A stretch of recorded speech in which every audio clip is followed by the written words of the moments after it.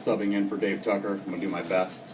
I guess the first thing that we want to do is thank Sinclair University for being a huge sponsor of HAAS machines. Thank everybody else for coming here to support the program, and looking forward to a great HTEC conference.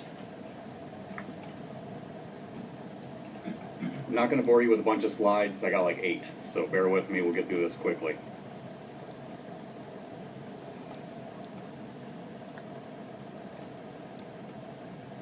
So most presentations usually wind up ending with a question session. I'm going to begin this reading with the questions instead, so kind of a reverse of what you would typically get in a presentation.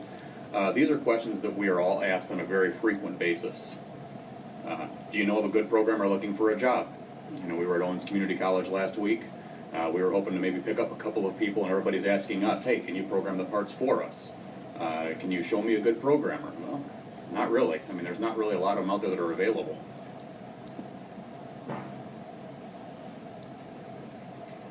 Can your company help us automate our process? We just cannot find skilled employees. Where can I find a good machinist? I mean, these are all valid questions that a lot of our manufacturers are facing right now. We would really like to purchase another HAAS machine. Can you help us find somebody to run it? Holy cow. And it seems like a great problem to have. If I could actually have a line item for operator programmer with each HAAS quote, we could sell a lot more machines than we already do. So what I decided to come up with was 4 unique perspectives from one person. That person being me, since that's the best perspective I have. So these questions made me feel good about my decision to enroll in Clay High School Machine Trades program. Hey, I can always find a job as a machinist. So that was justification to get into this trade that I've now been in for about 17 years, my entire adult life. So these same questions made me feel great as a tool and die maker and tool and die maker apprentice and Mastercam programmer. Job security, just what everybody always wanted. There's a shortage of people. I'm never going to be out of work. As a sales engineer, these questions worried me. However, we had a great resource in Indiana. I can always call Doug Bowman at Vincennes University. He has plenty of skilled students.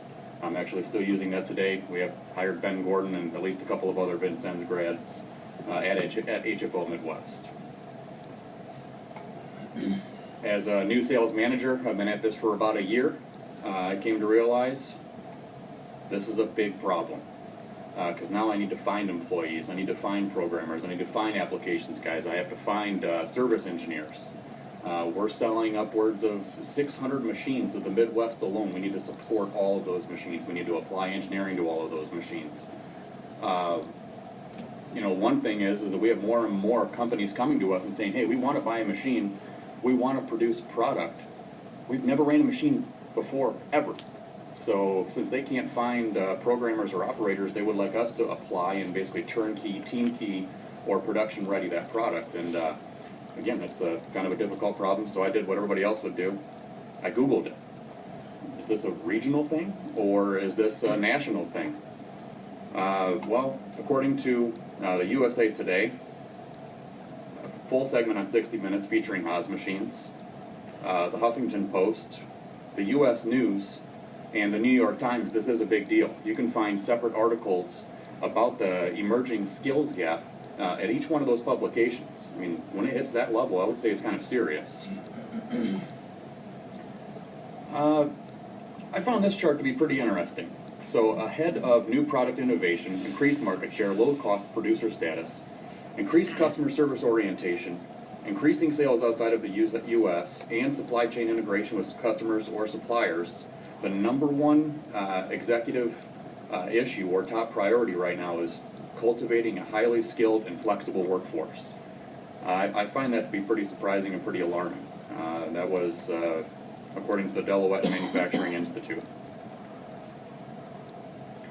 I keep on hearing about a manufacturing renaissance. That gets me excited. We sell machines. I'm a proud machinist and tool and die maker myself. I love this trade.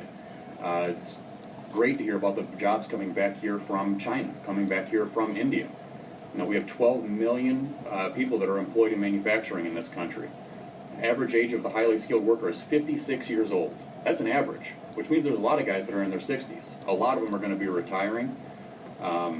That leaves us with 600,000 unfilled jobs at this point.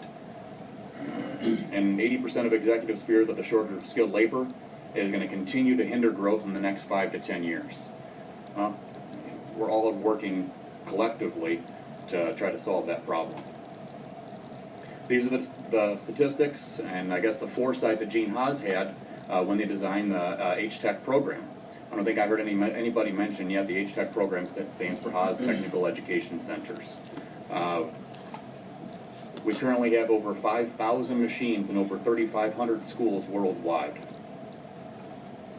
1,400 of those machines are actually in the Americas. So we're working very hard to produce the next generation of manufacturers. We have over 60 industry partners as part of the HTech program. Sinclair has received some of these funds. The Gene HAAS Foundation has donated over $1 million to the SME in 2012 alone. That was the most recent stat that I could find. I imagine 2013 was even higher. HAAS has been involved with and supporting education before it was fashionable. You see a lot more people that are starting to jump on the bandwagon now. We've been doing this for over 20 years. We offer CNC teacher training. It's really easy to start a program. It's really easy to get machines. It's really difficult to find educators that have passion, that have knowledge and experience. Doug Bowman's program over there for training the HTech teachers is amazing. It's a differentiator that we have because he knows how to build a program and he's able to disseminate that information throughout the HTech network. We have several regional, and this being one of them, rather than just doing Ohio, West Virginia, Kentucky, or Indiana. Again, this is a conference that we're doing for all 4 states, and we also have the America's National HTech Conference. It's a place for all of the educators to get together, share best practices, curriculums, and I think it works very good. We manufacture one consistent interface. What makes this really nice is that we have all of the simulators that everybody has seen. We have the same HAAS CNC control on our largest horizontal machining center and on our smallest office mill. This means that when you train a young guy or a young woman on a machine tool within your lab on a $35,000 machine, they're also going to be able to run that $500,000 HS1 or VS1 large vertical or horizontal machining center. That commonality and control has really been a difference for us. It's a very user-friendly and easy-to-repair machine. No matter the education, no matter your best efforts, there's going to be crashes. When those crashes happen, we can fix the machines very fast. We can fix them very inexpensively. That means a lot to not only schools, but also to manufacturers, because quite frankly, the skill level of the workforce has unfortunately gone down, which means there is going to be more crashes.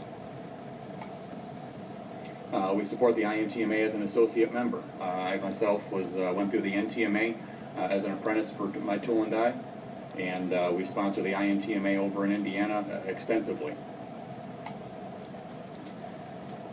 With all of this doom and gloom about the skills gap in manufacturing, I would like to talk about one success story, and it's my high school in Oregon, Ohio. For over 18 years, they've had 100% job and career placement. In a little over 3 months, Clay was looking to, add some new manufacturing technology. We wanted to put a HAAS machine in there. The funds, just like a lot of the programs, weren't available. Mr. Spallino and Alberto got together and they went to the industry partners, those guys that received that 100% placement, and within 3 months, they were able to gather enough donations to buy a brand new HAAS VF1. I mean, it was pretty amazing. The community support for this new technology was overwhelming. The Toledo 13 News, the Toledo Blade, the Metro Press. We were on the cover of the newspaper for a little manufacturing program in Oregon, Ohio, a high school program at that. I mean, we were very proud. It was a great moment. Even Alberto's instructor came back, Mr. Harm Collins, and it was almost a tearjerker kind of moment. This program had already had great enrollment. There was a very nice boost from this. Over 44 students applied to the program this year, and there's only room for 22. This left Mr. Spallino with a different kind of decision-making process. Who do I pick to be in my class, and how do I do this? We need to expand the program. And I think, Tony, you've even had some other programs that have approached you and they're looking at expanding Clay High's machine trades program due to the reputation and all of this press, right? And more than anything else, I would like to thank Mr. Spallino, Tony, for being a mentor to me and hundreds of other future manufacturers, and for getting me into this trade. I really appreciate it, and pretty much all I have for you guys today.